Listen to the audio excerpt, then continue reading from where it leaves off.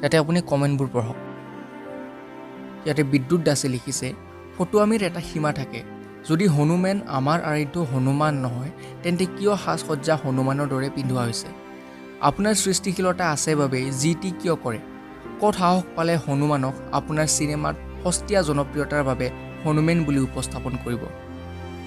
এজনে লিখিছে, একাংশ অভিনেতা অভিনেত্ৰীৰ সনাতন ধৰ্মৰ নাটকৰ জৰিয়তে উপলুঙা কৰাই মূল কাম।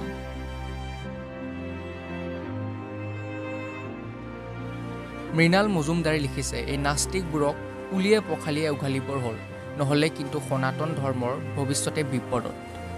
হিমাংশু ডেকাই লিখিছে, আমি আৰু শুভেচ্ছাই দিব পাৰোঁ ফ্লপ হওক বুলি, চাবতো নাযাওঁ। অনুপল বৰাই লিখিছে, যোনে যোনে ফিল্মখন ফ্লপ হোৱাটো বিচাৰে লাইক কৰা। আন এজনে লিখিছে, হনুমান আৰু হনুমান বেলেগ বেলেগ যদি মানুহজনে হনুমানৰ ৰূপ কিয় লৈছে? ৰূপ লৈছে